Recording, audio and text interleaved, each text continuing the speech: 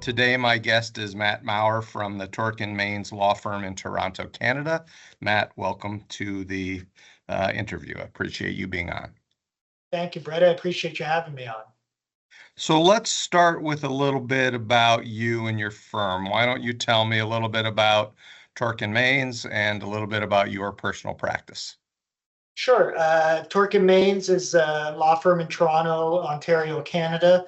I think we're somewhere between 120, 130 lawyers right now. It's a full-service firm. Been the regional firm of the year in Canada for quite a few years now. So we do basically anything business law related, as well as some litigation, corporate work, tax, some sort of ancillary work for high net worth clients, such as family law, tax, estate planning, and that kind of thing. My practice, the first 7 or 8 years of my practice was straight commercial litigation. About 7 years or so ago, cannabis was legalized in Canada, and it was highly regulated, and literally no lawyers practicing in that area. It was brand new. So I dove into the regulatory world of cannabis law in Canada, and that was pretty intensive for 6 or 7 years.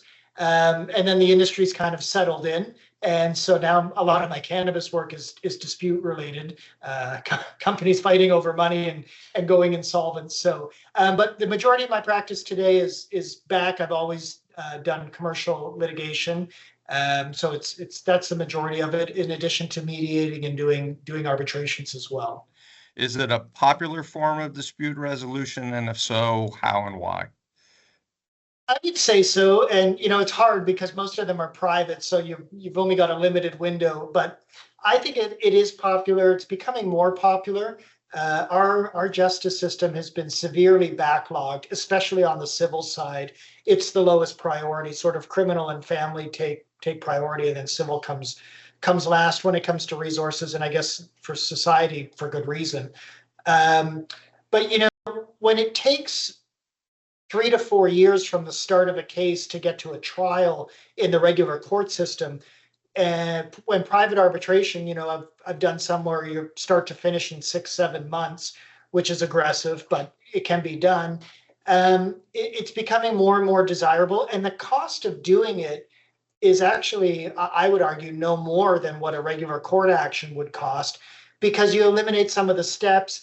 You take out, years of time where there's a lot of, I would call it waste, and sort of corresponding back and forth and getting things set up. So, it's more efficient. It's probably cheaper. It's definitely faster. And on top of all that, it's private, which is very appealing to many people, certainly many businesses that don't want to sort of air their dirty laundry, if you will. So when you say it's private, you mean that the results aren't published, it's not in the papers, or you can't look up who's arbitrating?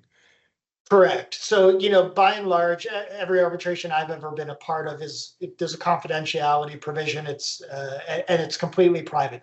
The only time you sort of get a window into what's happened is in those limited instances where one of the parties needs to go to court, whether it's to, appoint an arbitrator or appeal the decision. The appeal rights, especially in Ontario, are very limited, but you can appeal it. So sometimes you get a little window into reported decisions, but otherwise, no, everything's completely confidential. The fact that it happened, the result, all of those things. I guess the other way you would kind of get a little window into the public realm is at the conclusion of the arbitration. If one of the parties wanted to turn the award into a formal judgment, you can do that in the courts, and then you wouldn't really know what the dispute was about, but you would definitely be able to see that party X, was awarded, X amount of damages against party Y.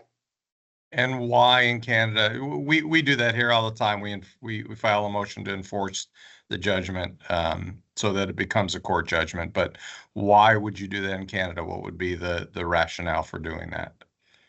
Well, unless someone's going to voluntarily write a check, which often happens actually in arbitrations when it ends. But I guess in part, maybe there's another benefit of arbitration, is that there's an incentive to pay the award, because if you don't, the next recourse for the successful party is to go to court and apply under all the provincial and territorial rules. You can apply to have the award turned into a judgment.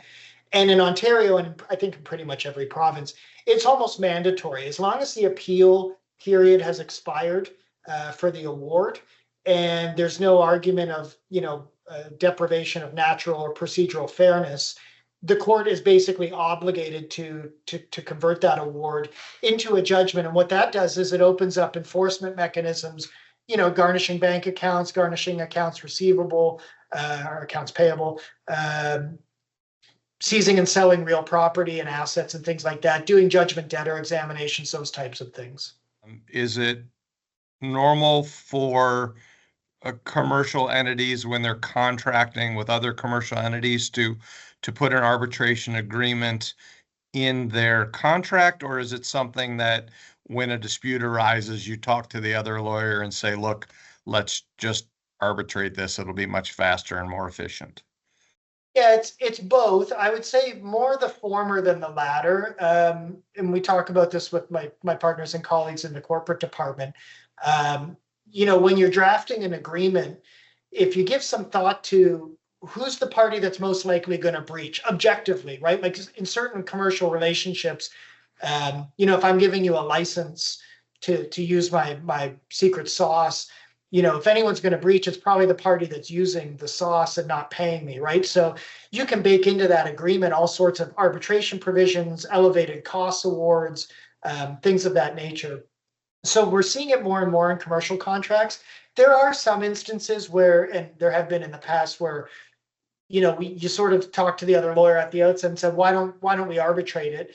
And if the parties' interests are aligned, that often works, especially if they want to get it done quickly, if they don't want it to be public. That occurs in family business disputes, I'd say a fair bit, where maybe they hadn't turned their mind to arbitration 20 years ago when they put the shareholder agreement together, but now they basically say, well, we don't want everyone knowing, or we don't want anyone in the industry knowing about what's going on, let's arbitrate. The only downside to trying to do that, if there's not an obligation in place beforehand, is invariably, oftentimes, one party has an interest in maybe not arbitrating, dragging things out, especially the respondent or the defendant, trying to take 2 to 4 years to get to the end of the case as opposed to 7 months. So sometimes there's a disagreement and people don't want to do it, but certainly it happens in both sort of circumstances. Okay, so let's talk about when you're drafting an arbitration agreement in a commercial contract or any contract. I understand, which is not dissimilar from here, that there's both Canadian national law related to arbitration and then specific laws in the provinces or territories in Canada that applies to arbitrations. Are you bound by the location where the parties are, or can you choose which province's law, or whether to just go with national law if it covers enough when you do the agreement? Yeah, that's that we're not bound, and that's part of the beautiful thing about arbitration is it gives you the flexibility. So we've had disputes where the procedural rules are going to be governed by the province of Ontario, but the substantive law that we're going to apply might be governed by the province of Alberta, or vice versa. So you do have some flexibility. You're not bound to have to follow the province that you're in terms of the procedure of the Arbitration Act. Our arbitration acts from province to province are generally fairly similar. Procedurally, they all have, I would say, high-level procedural mechanisms, requirements for fairness and fundamental justice, and, the ability for the arbitrator. Really what it often boils down to is if the parties can't agree on the procedure to be followed, the arbitrator can basically impose what the procedure is going to be. And there's some rough parameters in the legislation usually, but there's a lot of deference because there's no one size fits all, right? So it's oftentimes the arbitrator will figure out what's best for the case before them. But I've got to say, I think in all but one instance, we've been able to come, I guess the friendly Canadians, we've been able to come to an agreement on what the procedure is going to be. But sometimes there's some disagreements, usually around things like do we want full-on discovery rights, or what you guys would call depositions?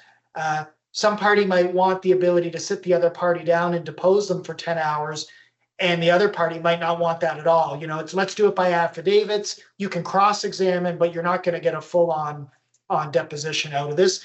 And then, in cases where you can't agree, the arbitrator is going to decide. So let me go off that a little bit. It sounds then like you use a lot of what we call ad hoc arbitration, as opposed to going to an organization that has its own set of rules, and that so what we would do here is often, you will arbitrate, and you will arbitrate with this organization. You'll arbitrate with the American Arbitration Association. You'll arbitrate with, NAMS, whatever. So that way the procedure is set either in their rules or by the arbitrator in your particular arbitration, as opposed to ad hoc, where you basically have to get everything beforehand, or just say, we'll get our own arbitrator or arbitrators, and we leave it up to them to decide what the discovery procedures will be. Yeah, it's very similar, and oftentimes we'll see agreements, or we'll draft agreements that sets out the specific organization, ADR organization, and their rules. We're going to follow these rules, and that's nice in a way, because when you come into it, there's sort of a default baseline, right? And it's like, well, we're going to go with this unless we've agreed to modify it. And often what we do is we do in the last, I can think of one recently where it was the same thing. We're going to follow these procedural rules. And, the first sort of phone call we have is, well, do we really want to do that?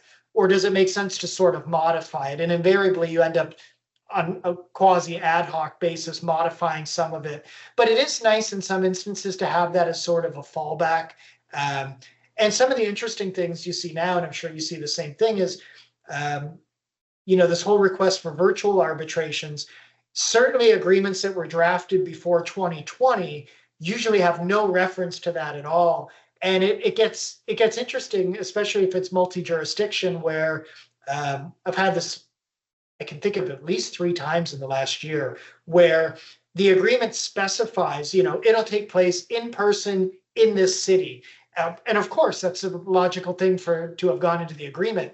And one side saying, well, hold on, one party's over here, the other one's over there. Why don't we just do it virtual? And, you've got your client or another party saying, no, I want them to be put to the expense of flying out and put, we've got the home turf. So sort of this whole virtual aspect creates a whole new set of considerations that have to go into everything too, right? So what do you think of virtual arbitrations? Have you found them to be as successful as in person? And I'm asking both as an advocate and if you put on your arbitrator hat, because Yeah. I feel very differently. As an advocate, I feel one way. As an arbitrator, I feel very differently. So I'm curious about your thoughts. Well, I'd like to get your thoughts after as well. But, I find before COVID in Ontario, you couldn't even do anything in the courthouse. Like even a phone call with a judge was very difficult. They just, you had to show up. You could get an appointment in chambers and speak to them, but you had to go down to the courthouse, wait your turn. And there was a lot of inefficiencies and a lot of backlog, right? So this whole switch to virtual, which didn't exist before, I can't think of anything virtual I did before 2020. It's completely different. And I personally find as an advocate, they work great. Like the virtual platforms work great. I find them to be very efficient. There's not a lot of time wasting. The ability to share documents easily. I know you can do it in a courthouse, but I mean, some of our courthouses are barely equipped. You got to roll the TV in on the big stand with the wheels, and it's strapped in like you're back in school. But you can share documents. And of course there's things, someone's internet cuts out, or, you got to take a break.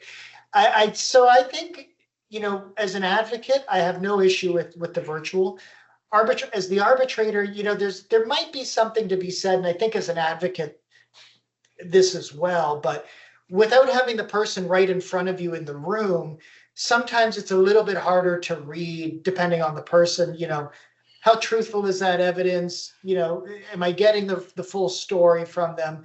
There's a little bit of that, but to be honest, I haven't found that too much. So how have you found it? So I agree with you as an advocate. I love doing it virtually. It just makes life easier in so many ways.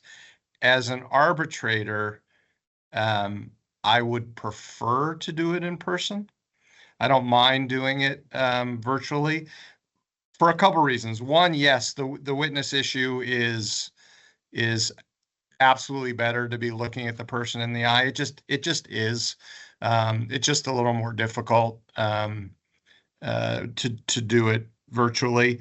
But I also think that for some of the procedural advantages in arbitration, which is looking at the lawyers and saying, hey, I don't need you to spend 4.5 hours on the expert because X, Y, and Z. Is that okay? Can we have a conversation about just admitting this portion of the whatever it is, especially in a complex case where you're dealing with hundreds, if not thousands of documents. It's much easier to just have them in the room. Right.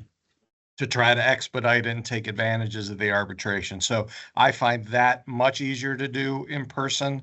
And I think people are much more amenable to some of the logical things that help arbitration be so advantageous when you're sitting there talking to them, as opposed to being on a Zoom or a Teams arbitration, and it's just easier for them to either not get what you're saying or not be looking at the same thing you're looking at, or just not want to help the other side or what they perceive to help the other side. So I think there is a give and take, but certainly I generally agree with you. It's a great advantage both in court and in arbitration to be able to do things virtually. And nice to at least have the option now that didn't exist before, that Sure. it's an option. So in Canada, and maybe it's province to province different, but are there any limitations on the type of claims that can be arbitrated? To some degree, we have some consumer protection legislation that sort of will void arbitration clauses unless the consumer agrees to it. And really, there's very limited instances.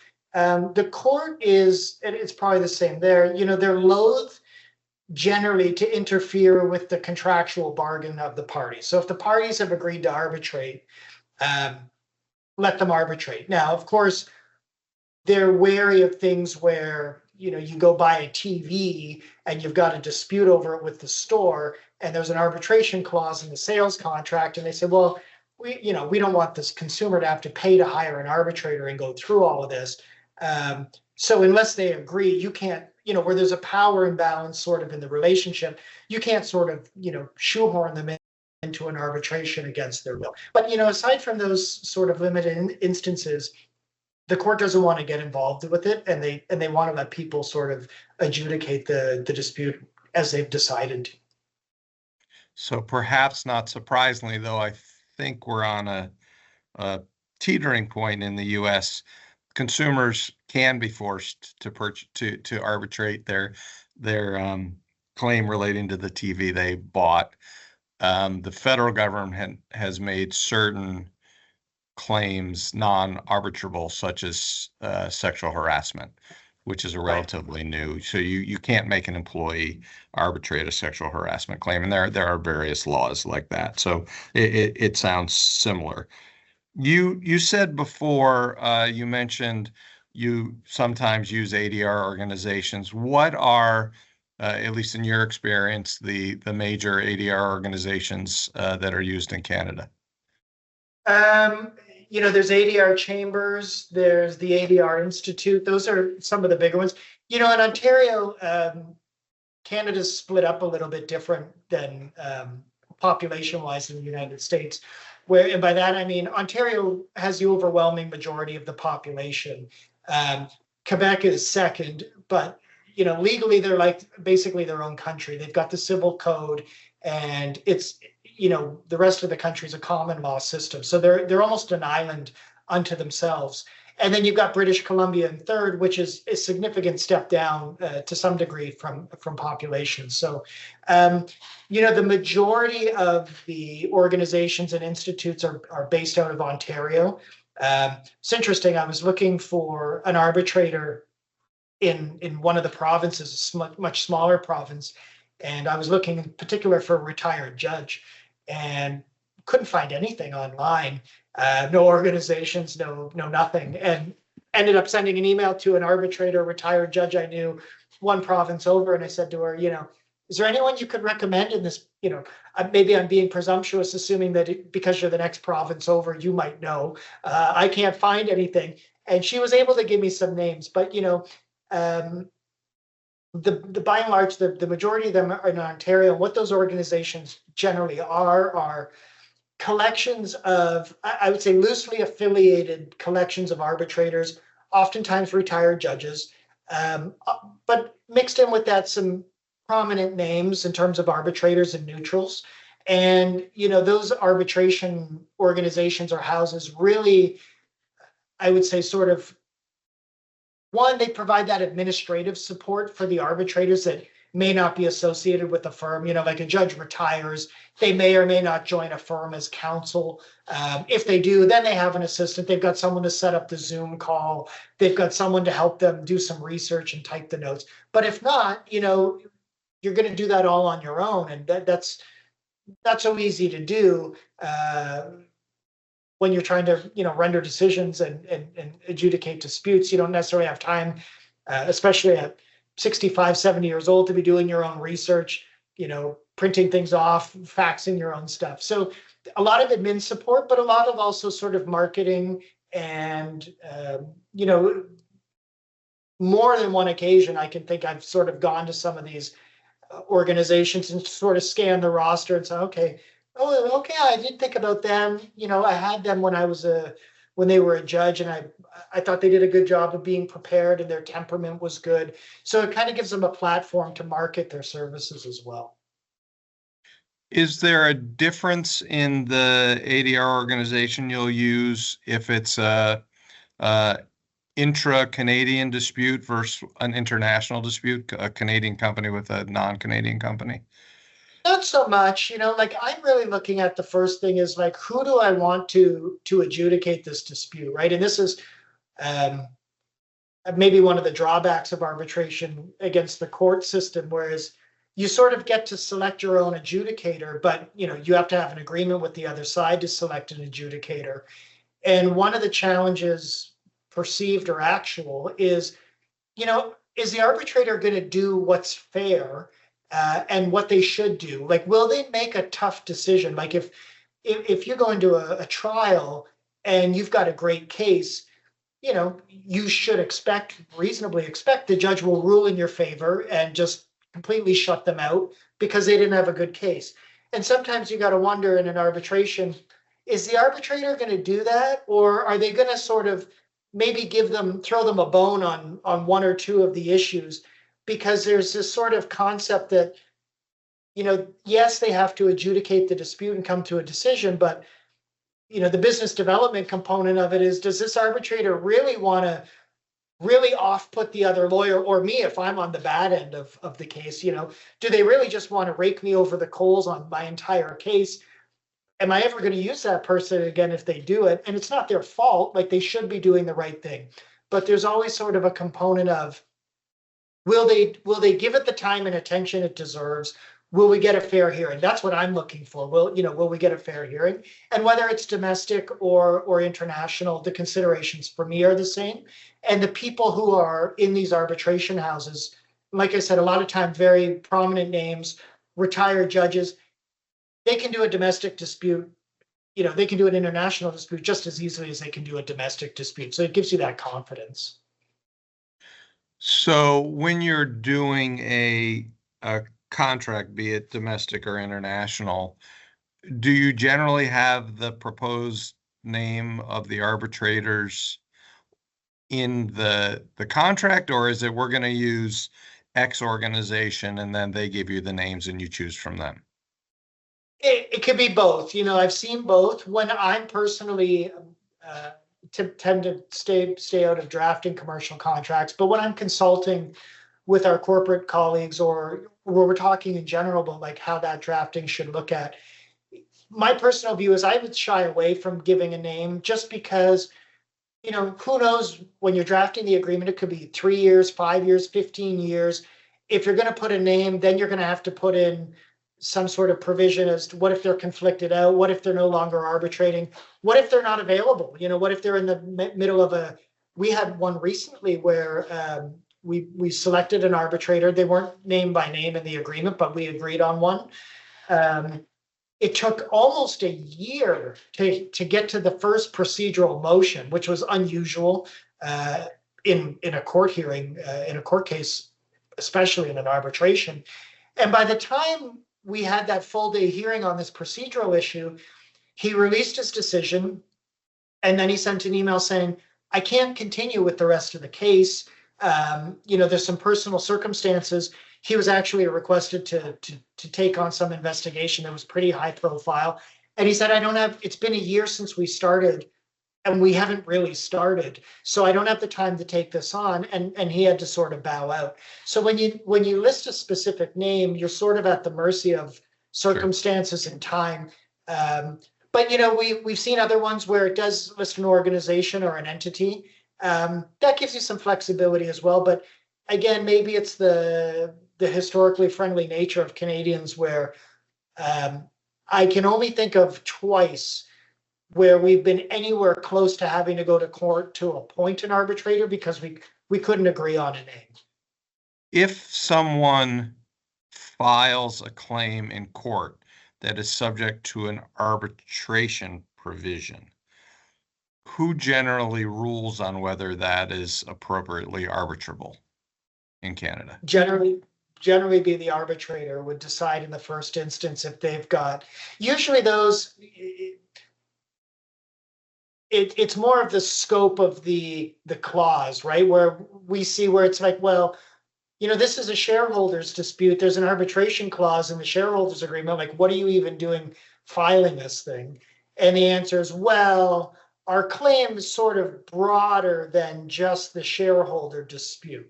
And it's like, well, not really. So, in those instances, we're looking to the arbitrator to decide, do you have the jurisdiction in the first instance to adjudicate this? And the court will let the arbitrator decide. And then if it gets appealed, the court will decide. Is it similar or different down there in the States? No, here the court will make the decision on whether if the arbitration clause doesn't specifically say the arbitrators get to decide on their own jurisdiction, then the court will make the initial decision. If you file in court, they'll make the initial decision on whether the clause covers the claim itself, and if it does, then they'll order it to arbitration. But so that's a rather substantial difference that gives greater deference to the arbitrators from the beginning. Though from, I guess, thinking this through from a litigant's perspective, it's nice that I have a little more certainty that I'm not going to go through this arbitration and then an appeals court will say, oh, it shouldn't have been arbitrated in the first place. Which that would almost never occur because you'd sort of run it to ground before then. I mean, there are probably instances where you can't agree whether it's arbitrable or not in the first instance, and you can't even get the other side to agree to appoint an arbitrator for the purpose of determining. To be honest, I've never had to go to court on that basis. I should probably look it up and see if the court would the court appoint an arbitrator and then let the arbitrator rule, or would they rule themselves on whether it's arbitrable and then send you away? But in general, the whole idea is we operate on these principles of deference to the arbitrator. Arbitration clauses are in the case law. The interpretation is broad, liberal, inclusive. Like the court is saying, if you put in your contract that you want to arbitrate, we're going to interpret that pretty broadly, that almost everything that you within that contract is going to be arbitrable. And so, they try to figure out a way to get you where you need to go as quickly and as fairly and efficiently as possible. So, whether that's appointing an arbitrator to rule on it, or perhaps ruling in the first instance as to whether it's arbitrable or not. I could see the court going both ways on that. So I understand that well, what we just talked about, there's more deference given to the arbitration proceeding at the beginning in Canada than there is in the US. I think if I understand things correctly, there's also more at the end, because generally, if I understand correctly, the right to appeal is very limited, and you can't even appeal for errors of fact or law. Is that generally correct? You can appeal. You can generally always appeal. We've got this wonderful thing that even if it says unappealable, it can't be appealed. Our courts, certainly in Ontario, have said, well, on a question of law, certainly on a pure question of law, you always have a right to appeal. Like, the court has sort of inherent jurisdiction to oversee a legal question, regardless of the form sort of in which it was adjudicated in the first instance. We actually have a section right in the Ontario legislation that the title is Court Intervention Limited, right? And so it says, no court shall intervene in matters governed by this act, except for the following purposes in accordance with this act. 1, to assist in the conduct of the arbitration. 2, to ensure that arbitrations are conducted in accordance with arbitration agreements. 3, to prevent unequal or unfair treatment to the parties to the arbitration agreements. And 4, to enforce awards. So other than those very limited, and as you can see, it's about fairness and holding you to your contract if that's what you agreed to enforce the awards and to give it teeth. But otherwise, they really want to stay out of it. And they say, as two contracting parties, you've agreed to handle your disputes this way. And we're going to let you do that. And, to be honest, historically, they were happy to do it because of the backlog and how bogged down our systems are. So they were kind of loath to pull more hearings and arbitrations and things into the court system than need be. Well, that seems to me a system that gives you a sense of finality once you're done with the arbitration, whether you like the result or not. There's something to say for that. Correct. And there's definitely something to be said to finality, and when it's done, it's done. And also to the knowing that you can go to court and turn your award into a judgment, which is what you would get at the end of a trial, which opens up all the enforcement mechanisms that are available to you at law. So you're not left with a piece of paper that has no teeth. Like, it's just as good as going to court when it's all said and done. And the appeal rights, they are more limited. That's, oftentimes for clients, some of the more concerning aspects of arbitration as well. We're picking this person, they suggested them, and I know you say you like them and they're good too, but they were the ones that sort of suggested them. And if they get it wrong, we can't really appeal much, and we're sort of stuck with it. And it's like, well, yeah, that's how it's going to be. And to some extent, it's no different than court, where you're getting a trial judge. I'm sure it varies from jurisdiction to jurisdiction, but I know in many jurisdictions in the United States, you're almost awarded or appointed a case management judge at the outset. I've seen this in multiple jurisdictions where, you file your claim or your complaint, and a judge is appointed to sort of work it through the system and carry it along. So which judge you're getting, sort of on a repeat basis. Whereas here, that's not the case. Well, I mean, we do have case management judges. It's a relatively last few years newer phenomenon, and it's being used more. But historically, and even to some extent today, if I've got a procedural motion, I show up the day of and I figure out who's going to hear it that day. And, I don't know who my trial judge is going to be.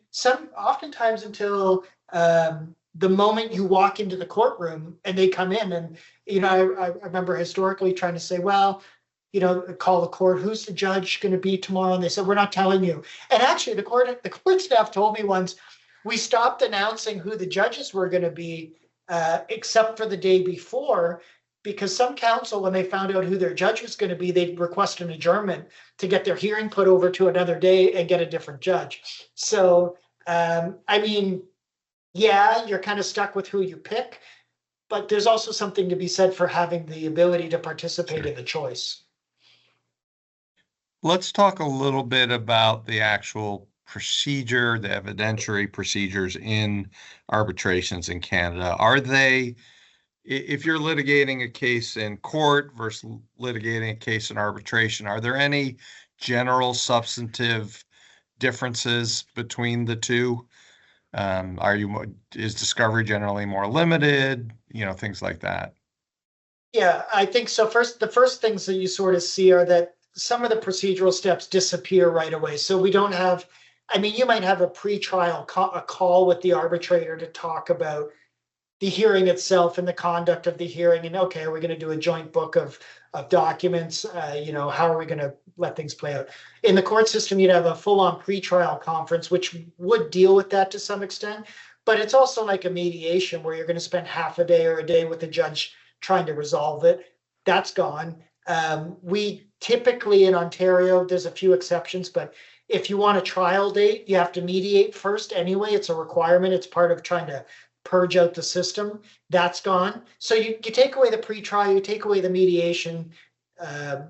Those steps are immediately eliminated. In terms of discovery in a court action, in Canada, it's sort of full disclosure and no surprises. So the rule in court actions is you exchange every document you have that's relevant to the case, helpful or harmful, whether it's good for them, bad for you, whatever the case is, you got to give it over. And then when we get to what we call examinations for discovery, and you would call depositions, you have a right to examine all the adverse parties and basically ask them anything you want about the case, take a transcript of it, use it at the trial as needed. In arbitrations, you might have those opportunities. You certainly could work them in, or they might be worked in based on the agreement that pushes it into arbitration. But oftentimes, and I'm finding more frequently, what we find is there's not going to be any discovery, no depositions. We're not going to sit down and go through a fact-finding expedition for the whole case. Now, I've got arbitrations on the go right now where we do have that. And it's because the parties want the opportunity to sit down and ask the other side all the questions that they want to ask them and get the answers to it. But what we find more and more is we kind of know what this case is about. And so what we're going to do is, instead of doing viva voce evidence in chief at the hearing and doing depositions and exchanging all the documents, what we're going to do instead is do an affidavit or a witness statement, which to me is basically the same thing. So you give your evidence by way of affidavit with exhibits appended. The other side will do the same.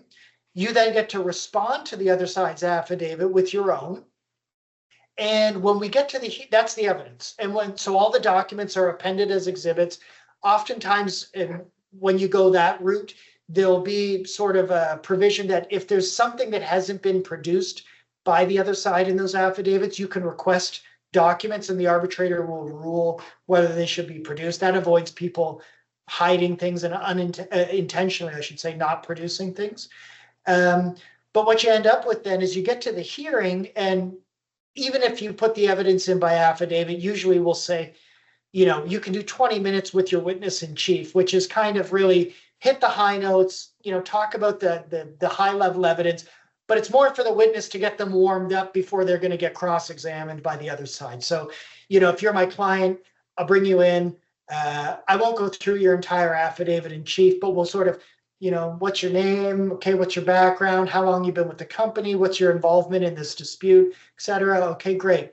And then I sit down, the other side stands up, and they start cross-examining you. So it truncates, I would say, the hearing itself, because we're not sitting there listening to you talk for a day or two about your evidence in chief. this goes back to finding the right arbitrator that'll dedicate the appropriate time to reading your evidence in advance and understanding it and not misapprehending it. And then you've got the cross-examination live, which, you know, preserves that sort of element of surprise for the cross-examiner. It allows them to challenge the credibility, to sort of probe for inconsistencies and sort of poke holes in the evidence if they're able to do it. But it also shortens the time both in advance and at the hearing. So those are the big differences where you're saving a lot of this inclusive, you know, documentary production and deposition taking and sort of streamlining it down much further, but also baking in provisions to sort of deal with fairness in the event that someone's going to try to, you know, not produce things. So I'd say your system is very similar to a lot of the systems that are based on the United Kingdom's way of arbitrating.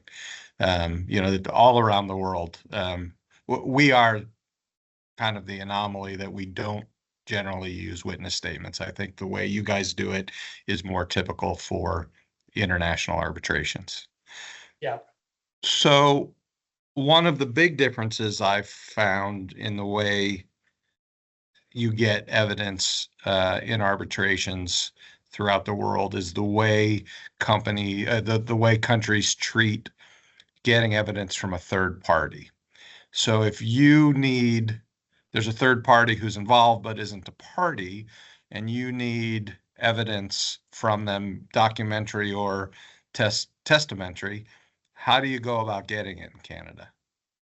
Yeah, so let's use Ontario, for example. In our act, our legislation, it's similar to court. It basically says it's the arbitrator has the same powers as the court would have. And so the arbitrator can order that someone needs to show up and give evidence. You know, there is a provision that allows sort of for the production of documents from non-parties, but you know, it's interesting because we, whenever there's analogies to our procedural rules, when you end up arguing motions, you pull all the case law and you argue your points based on the case law that's tied to the rules, which is, you know, sort of independent of the arbitration. But the case law for our civil actions in terms of getting documents from non-parties, it's very restrictive, right? And the legal test that comes out of that case law is, can you get that document anywhere else first? You know, do either of the parties have it, or do we have to go to this third party for it? And then there's a question of, is the document important? How fundamental is it to the hearing? Would it be fair, et cetera? Because our courts balance sort of the, you know, the privacy of the third party, and they don't want to pull third parties into disputes and say, oh, I'm going to order that you show up at these guys' hearing and give evidence. You're going to have to go through all your records and produce all these documents, even though you're not a party to this. So there is the ability to do it, but it's very restrictive, and it's really only engaged when it's pretty clear that that person's evidence is important or the documents are important, and there's no other way to get it unless the arbitrators basically has to force them in to the procedure.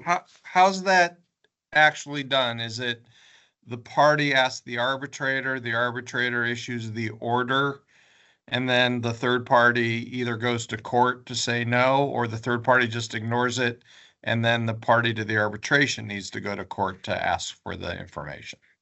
How does that work? Yeah, you basically would have to bring the motion to the arbitrator and say, I'd like production of these documents, or, you know, I haven't personally had it happen where you know, I don't like summonsing anyone who's not voluntarily going to show up, or, you know, that you've already talked to, because who knows what they're going to say, as you know, when you summons them. But I would imagine that if you summon someone to show up and they didn't, the arbitrator would render an award and an interim order, I should say, or an interim award, to require them to testify.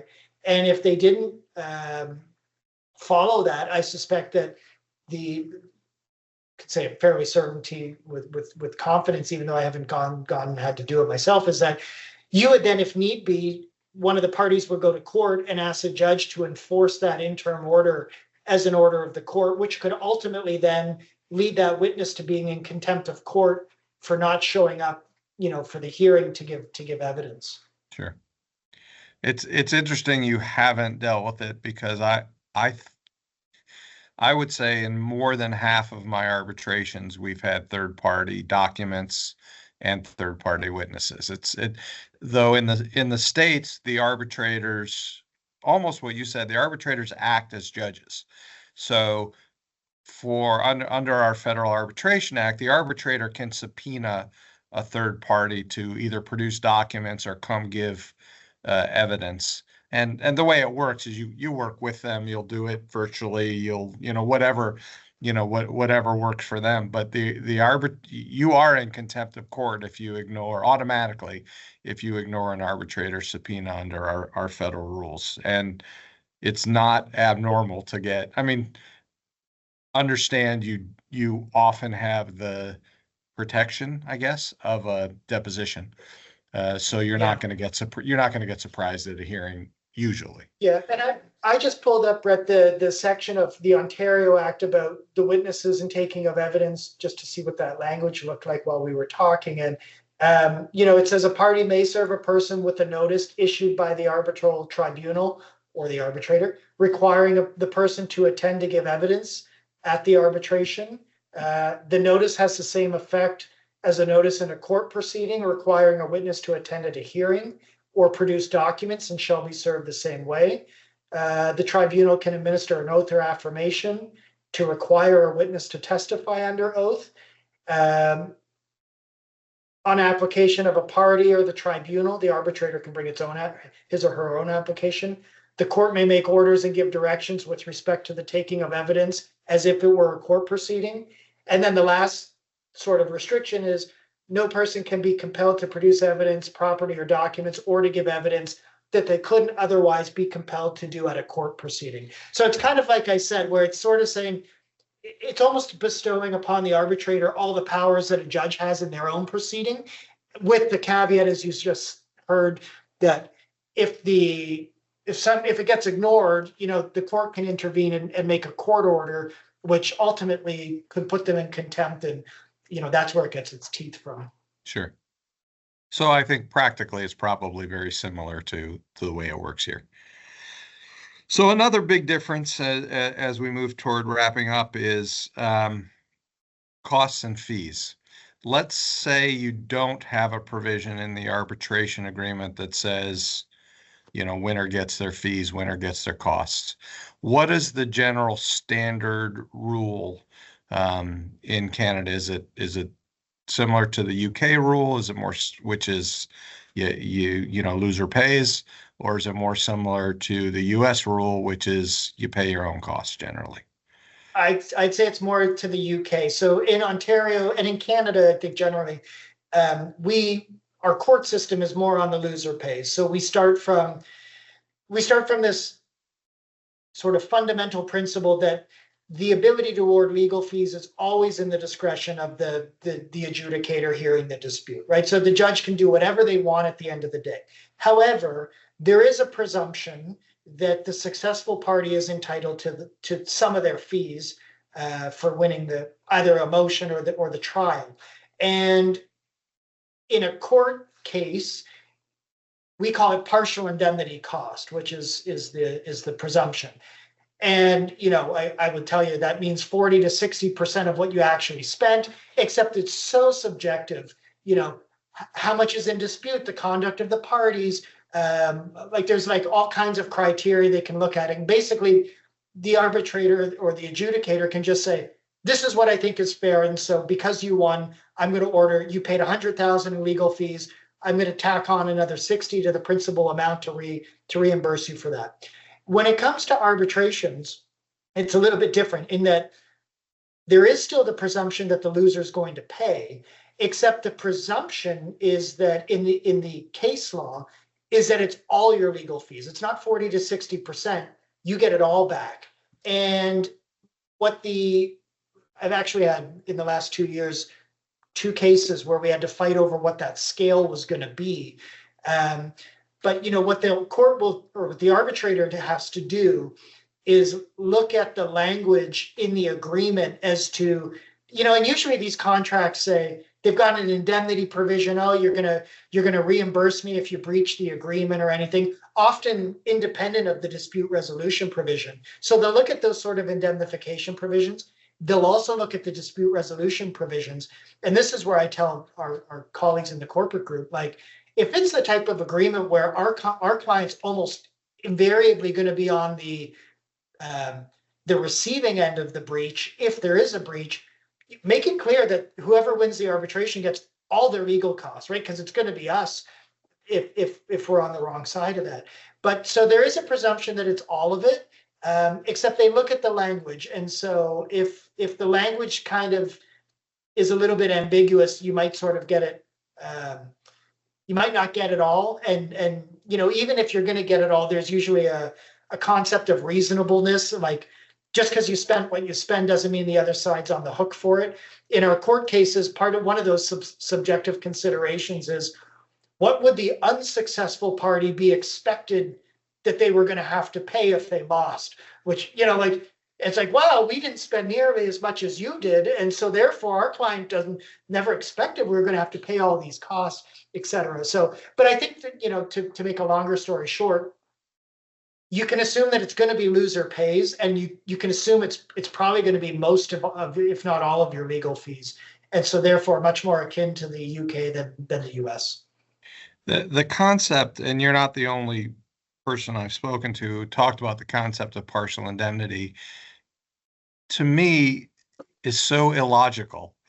I mean, that's not loser pays. That's loser pays some.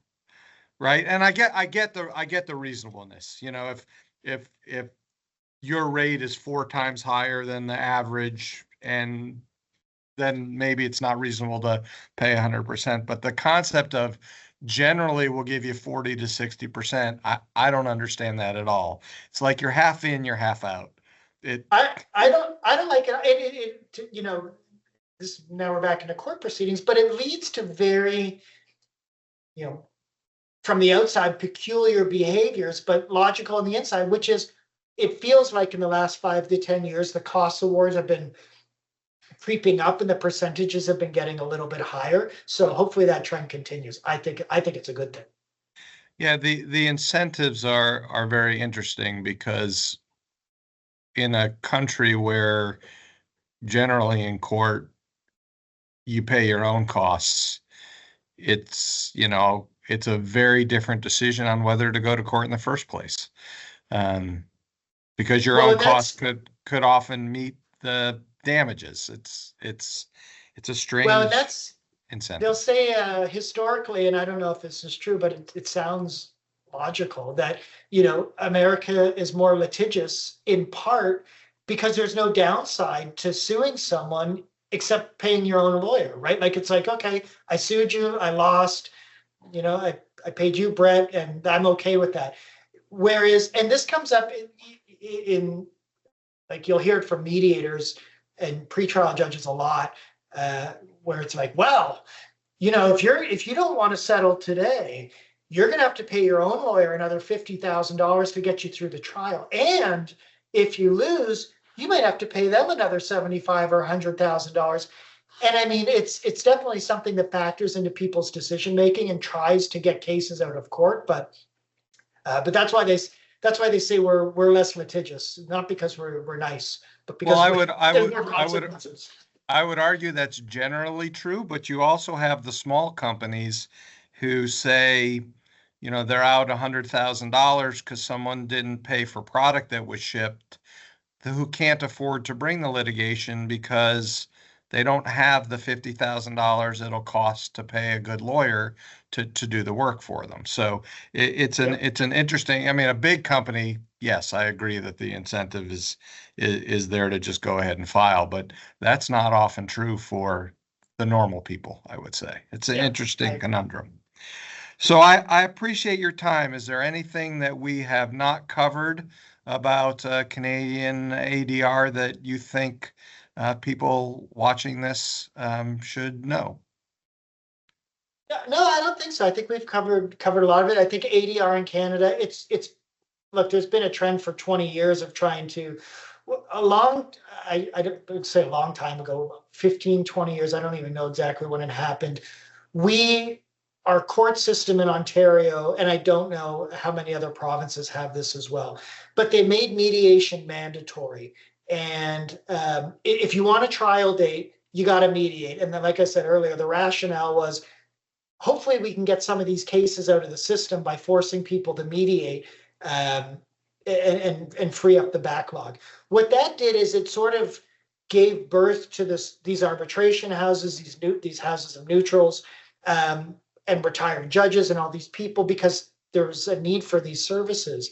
And I think that really was the jumping off point for voluntary mediation, voluntary arbitrations, and just trying to get things resolved. So I think it's a big component of our system. It's something you're not going to be able to avoid if you're litigating in Canada. Probably, like if you're in the court, you're going to have to mediate at some point. Fine.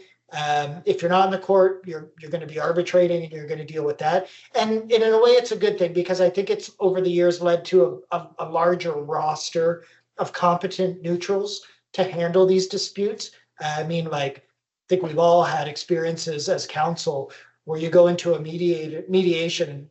Hopefully we haven't had it so much as in an arbitration. And the mediator's a train wreck. Like, they haven't read anything. They don't understand anything. They say exactly what's going to make your client really angry. And like, we've all had it where they walk in, they say something, and they walk out, and the client says, I'm not settling at all after that. And it's like, boy, this is really counterproductive. But no, I think the takeaway is in Canada, ADR is here to stay. It's growing. And there's a very good fundamental system in place to deal with it, to give it teeth, and to make sure it's an integral part of our justice system. Well, thank you, Matt. I think you have taught us a lot about the way ADR works in Canada, and I really appreciate you taking the time to do it. Thank you. I appreciate you asking me, brother. Have a good day.